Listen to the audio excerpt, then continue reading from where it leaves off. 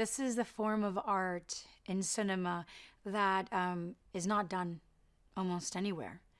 And for Leica to take it upon themselves to immortalize, what would otherwise be a dying form of art, just a lot of respect goes out to them from my end, and the way the studio is set up is so organized and it's so beautiful, and you feel like you're in this factory of dreamers, and everybody's meticulously working on that one small detail of a thing, of a bigger thing, and they're carrying that execution with so much perfection and so much dedication, and it really felt like I was in a different world when I stepped into Leica.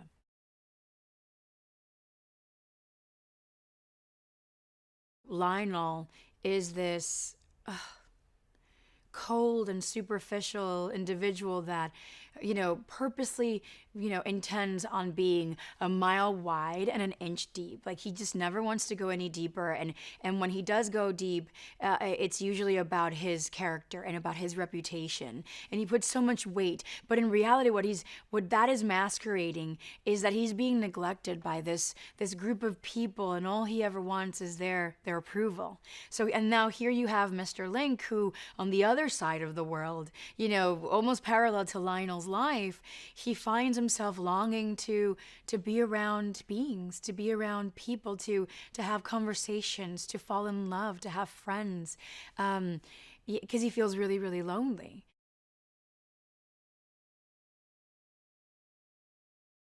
Adelina, who's this character that has been kind of like stuck in limbo since her husband passed away, and she feels like she's constantly living under his shadow, even though he hasn't been in her life for years. And by fulfilling his dream of going to Shangri-La, she's able to discover her longing of just being a discoverer herself, and going on her own adventures, and trusting herself.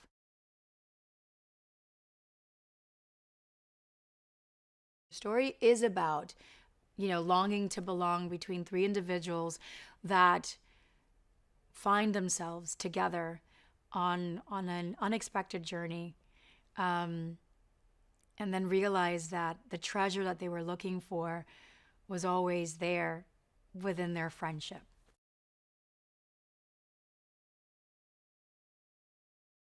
When Lionel meets the Loch Ness Monster in the first scene, I mean, it's an epic action scene.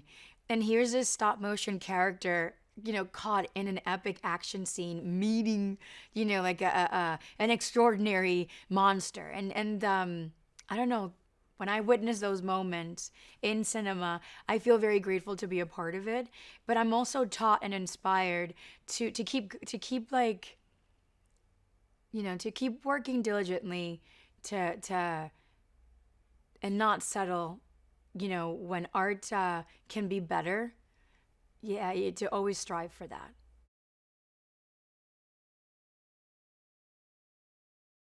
Working with Chris was amazing. He's so passionate. He wrote this amazing story. These characters were real to him. And usually, when I was coming in, just to the studio and doing my voiceovers, I was usually acting with him and not Hugh or Zach.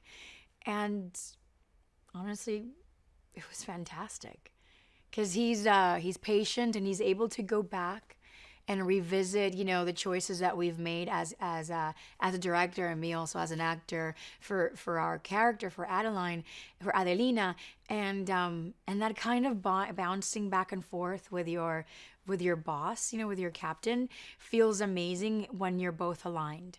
That you want the story to be great, you want your characters to steal the show, and Chris is definitely a champion for the story, for you, and that felt really great.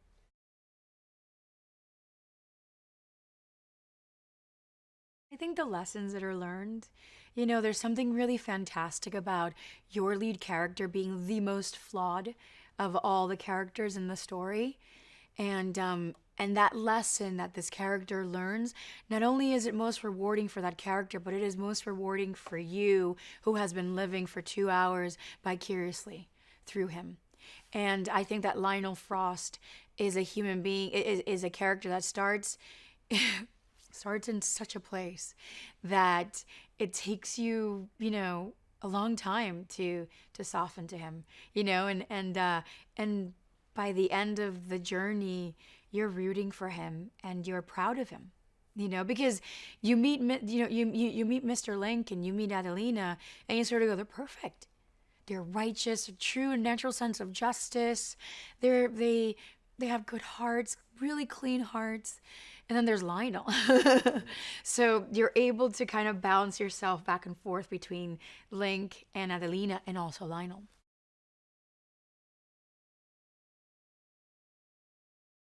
I think that the reason why Adelina is so bothered by Frost is because she does know his heart. She knows that he is a good person. And the fact that good heart is just being weighed down by all these bad habits and this narcissism really irritates her. Because I do believe that when they very first met, that they had natural and super impactful chemistry. And they can't deny that.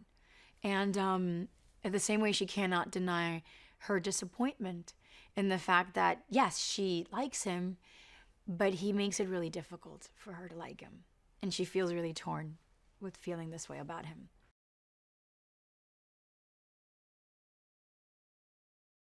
Her relationship with Mr. Link also evolves because I think that her rigidity compels her to look at something, a creature like Mr. Link, and disregard him, thinking, oh, he's nothing like me, or, and then to realize that Mr. Link has so much depth and so much longing, and that it just completely, it melts her heart.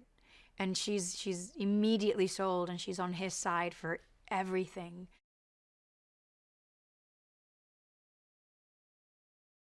She takes it upon herself to go on this mission, and at first she thinks that it's just to, finally get to do something, realize something that her husband really wanted to do and never got to do. She goes from wanting, going on this adventure for that to staying on the adventure because she has to find a family for Mr. Link. So it's a very beautiful and compelling like arc for her.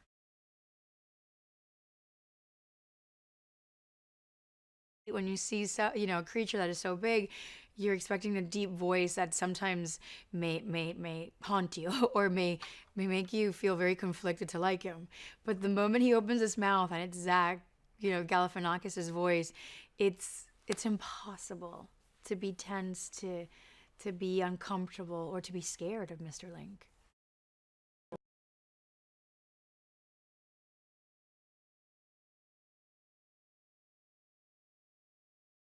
I always think of the character outside of the script that I've read and what his life was like in the woods, and he probably was kind of a loner and kind of sweet. But it was kind of all on the pages there, the sweetness of the character, and you chat with the director, you try to find the voice.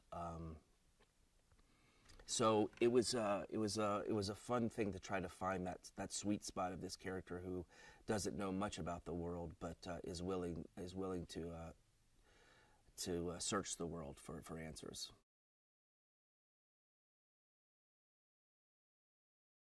I think he knows himself, but he doesn't have a lot of social graces interacting with I guess humans. But I would imagine he was lonely, but content, but just had some curiosity about what it was like outside of the woods. So I think he was curious and lonely at the same time. I would have stayed in the woods if I were him.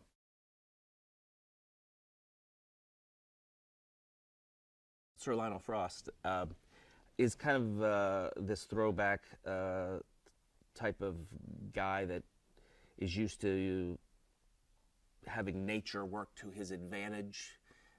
He wants to take advantage of this creature in the woods, and I think throughout the movie, you see that that relationship of man and beast is kind of softened a little bit, and I think it's nice to see. It's not a regular man and beast story. The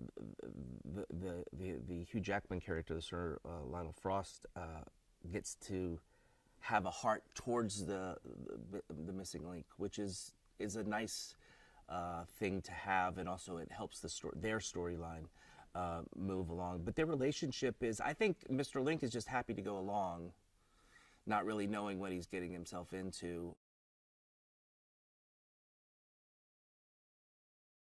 He's a gentleman, and he's got a bit of a soft side to him.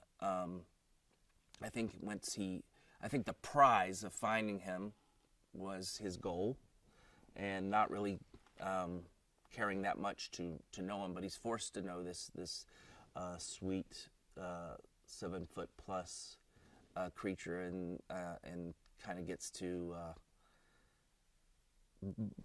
form a friendship with him that I guess he wasn't maybe expecting.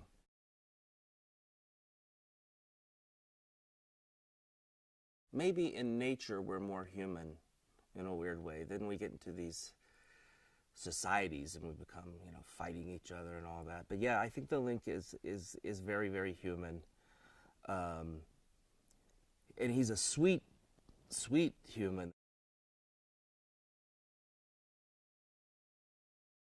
The animation, to me, is the real... That's what I would like to know. I would love to sit there with the artist and go, how did you... so is there somebody standing in front of you to make the face that you're thinking about with the dialogue? That, to me, is the real talent, how they figure that part out.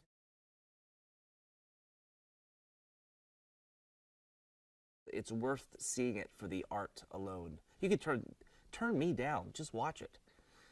It's really, if you know the painstaking work that takes, it really makes you appreciate it even more.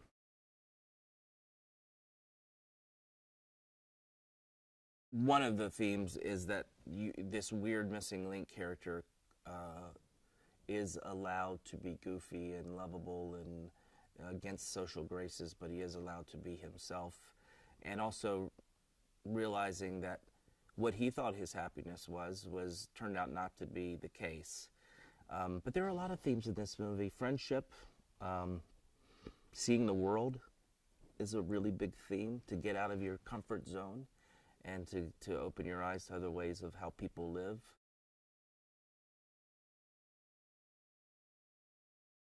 I think this is a really, really great kids movie, and could go down kind of as a classic to me. I mean, it really, and I'm not saying that because of it, I'm saying because it was of Chris's work.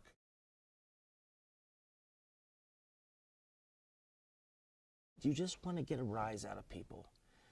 And with a movie like this, where you're really kind of like all the pieces have come together, I think the audience is going to come to that conclusion on their own, that they're going to walk away. I mean, there's some really funny parts in it. It's a really great story, and the artwork is tremendous. I think, as corny as it sounds, I always just want people to leave anything that I'm involved in is that pep when you're walking to your car, walking out of the theater, that you just experienced something with a group of strangers.